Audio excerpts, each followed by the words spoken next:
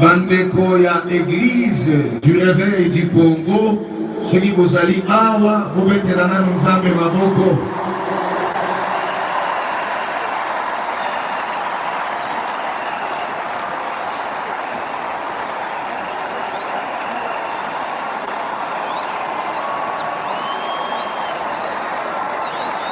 Merci. Bandeko ya liloba na nzambe bobetela nanu nzambe maboko.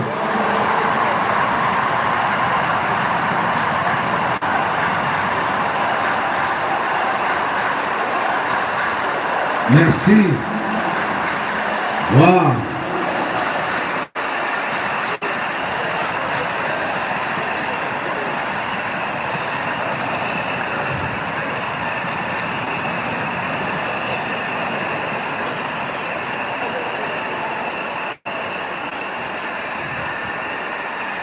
Bandeko ba musulman bipai bozwami pour manifester pe esengo na biso. Merci. Merci. Bandeko ba apostolo pe baza awa botalisa na esengo na bino.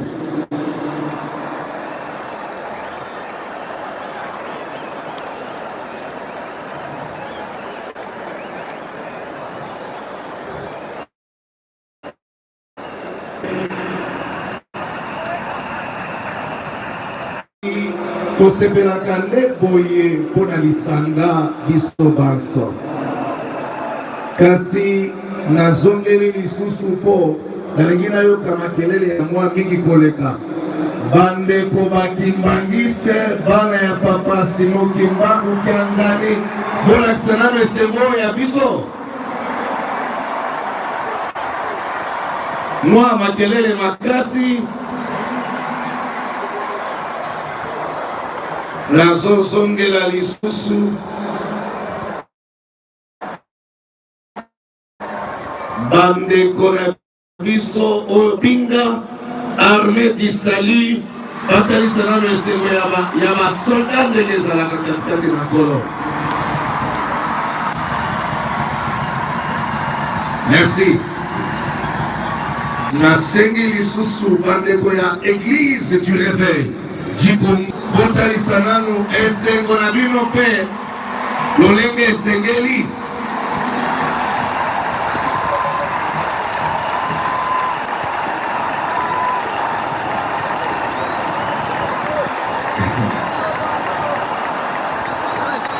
Alléluia. Ah oui, lisanga esengo ya kozala ensemble. Kasi nazosenga boye bandeko ya babanda kobeta maboko, bamizima tobanda kobeta maboko, biso nyonso tozobanda bazobeta maboko. Église du réveil pe bazo tobeteli biso nyonso maboko. Nzambe oyo asangisi biso ensemble. Bandeko ya liloba na Nzambe bo rejoindre biso nyonso ensemble tobetela Nzambe ya likolo maboko na esengo.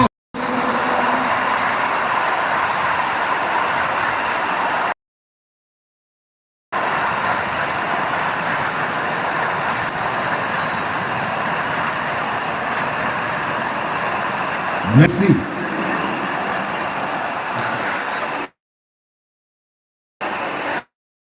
Merci.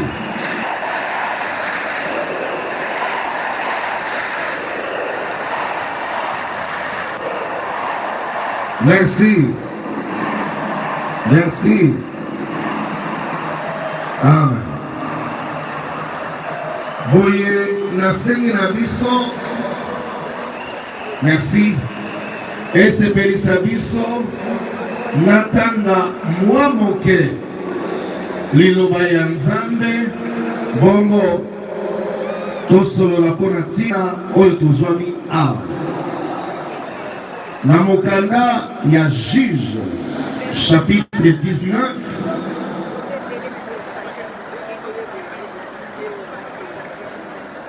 verset 30e, et comment m'y boyer. Tous ceux qui virent cela dirent, jamais rien de pareil n'est arrivé et ne s'est vu depuis que les enfants d'Israël sont montés du pays d'Égypte jusqu'à ce jour. Prenez la chose à cœur, consultez-vous et parlez. Le chapitre 20e, juste le verset 1er et le verset 7e.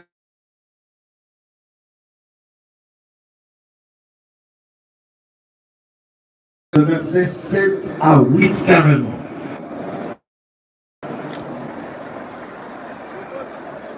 Elle laisse tous les enfants d'Israël et l'assemblée s'est réunie comme un seul homme devant l'Éternel à Mitzpah. Verset 7 à 8. Vous voici tous, enfants d'Israël, consultez-vous et prenez ici une décision. Tout le peuple se leva comme un seul homme en disant, nul de nous n'ira dans sa tente et personne ne retournera dans sa maison. Parole du Seigneur. Sikoyo tukoki kufanda naloba muke. Na moi ngonga muke minute muke nazomeka ku expliquer biso tina tofandi awa na makumi oyo na uti kotanga. Biblia lobi histoire oyo bato mingi bayebi basusu bayebi te. Ezalaki na mboka Israel na tango wana ya kala. Na famille moko, mobali moko, mwasi na ye bazwanaki na problème. Bongo asongaki epai ya maboti na ye. Epai akendaki, mobali alandi ye nsima mikolo misato. Asengi ye azonga. Baumeli yango akozonga, tango bazwi décision finalement ya kozonga. Nzela bazali kokende butu ekomeli bango na nzela. Basengi balala quelque part na mboka ya babelite. Place bakoti bandeko mosusu bazalaki na Israël lokola bapaya. Babengi bango bagubéen. Nde bango baye bakoti basali menace. Na ndako oyo bandeko wana couple wana balalaki bayebisi mokolo ndako bimisa bato bakoti awa po tokoma bango. Boye tata wana lobi te baza bato malamu. D'ailleurs eza na mwasi aza awa balobi bimisa ye po tondima. Bongo babimisi mwasi wana bandeko wana bagibéen abusé na ye ndenge na France aka violé ye et puis akufi. Mobali na ye alamuki na tongo makasi autour ya ba 4 heures. Azwi nzoto mwasi na ye akati yango biteni 12. Akaboli yango na Israël mobimba na bisika nyonso stratégique. Tango bana Israël banamuki bakuti nzoto ya mwasi bakaboli yango 12 morceaux. Bongo basangani bango nyonso balobi lelo moto akokende mosala te, lelo moto akosala bilanga te, lelo tokosala eloko te, tofanda awa.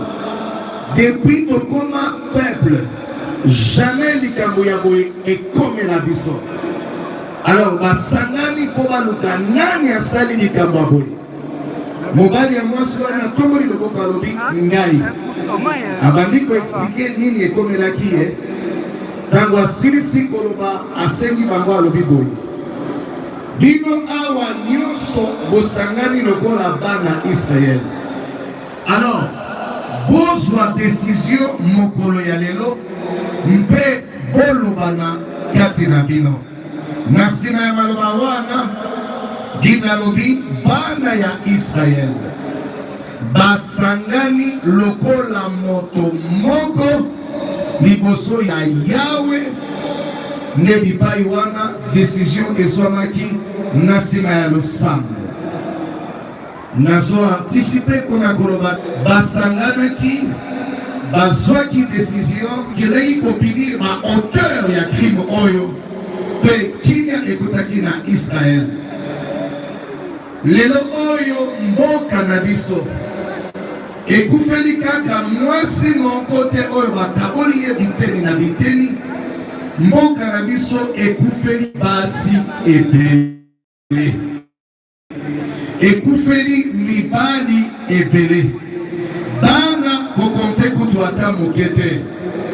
Nayebi te soki biso bakongole tokoki kokomprendre likambo oyo, parce que bana Israel na oyo ekomelaki bango phrase moko esimbi motema na ngai.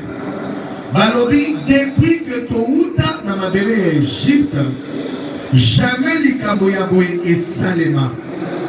Nalingi na rappeler Congolais depuis que Congo ezala Congo jamais tosi tovivre makambo lokola oyo biso tovivre. Il y a de ceci depuis 20 ans, plus de 2 décennies, plus de 20 ans d'ailleurs, oyo tozo vivre liwa mikolo nyonso. Et l'autre ça la passe, c'est comme si ma partie du souci à mon cannabis au bazar inconscient. Nalingi na rappelé na Congolais. Oyo et comme libiso, jamais attend boka mon côté na mokili. Bakoufela batou epele boye pour na tina ya guerre moko injustifiée.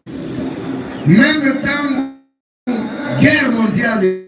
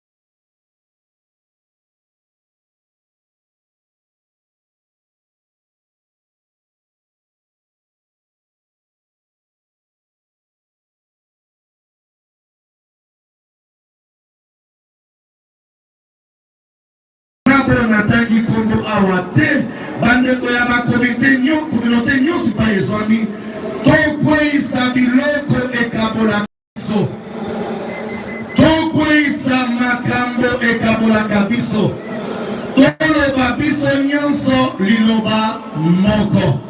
Tosengi na bai politique, tosengi na bandeko nyonso ya mboka na biso ero ezali ere ya kokabwana te, ezali ere biso nyonso tosala lisanga moko, tokoma libota moko, toloba liloba moko mpona mboka na biso ekangolama. Oyo andimi te nguya ya Nzambe ekotambola na biso soki tosangani amanifeste yango bipai tozwami. Oyo andimi yango amanifeste yango. Eza na ba moment oyo tokabwanaka, eza na ba moment tosatasha ba doctrine na makambo na biso, mais eza na ba moment oyo tokweyisaka makambo wana nyonso. Il faut tokweyisa parce que monguna akoteli biso na mboka, tosangana lokola famille moko mboka na biso. awa nazoloba moto nyonso a répondre à l'invitation oyo yeba ke oza na conscience epai ozwami mpe nzambe ya likolo ayoka priere na yo na ya ngai tozodeklare ke ane oyo toboyi makambo ya guerre oyo mpe solution ezozwama na mboka na biso kimia ezokota na mboka na biso esengo ezokota na mboka na biso mpe bonheur ezolandana na biso oyo andimi makoba oyo abetela nanu tata nzambe maboko.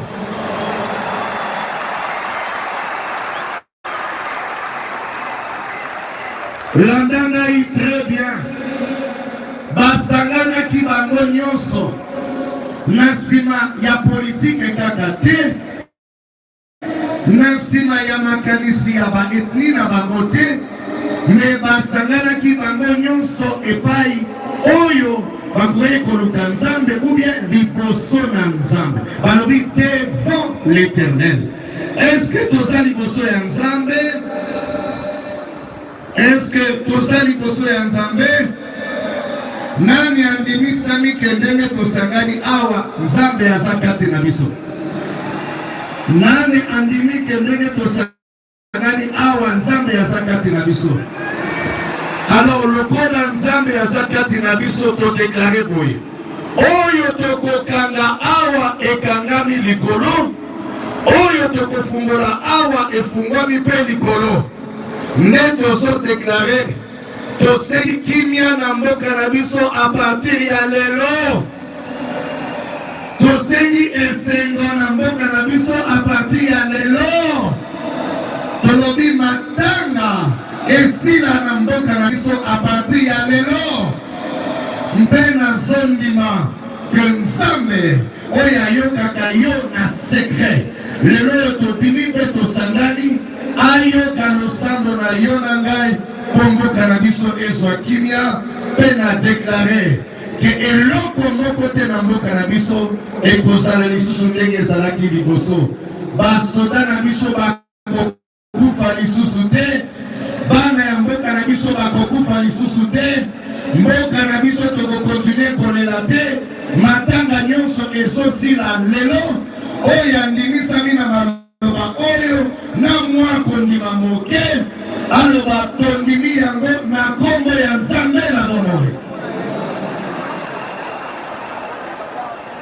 nazoyoka yo te oyo andimisami maloba oyo tolobi awa aloba tondimi yango na kombo ya nzambe na bomoi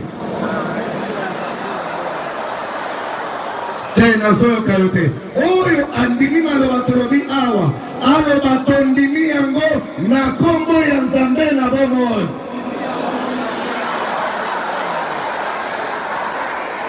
tika ke kondima na yo na ngai ebotela biso mbuma au nom de Jésus, amen. Sikawa tokokota na losambo ya bachef religieux moko nsima mosusu nzambe apambola biso.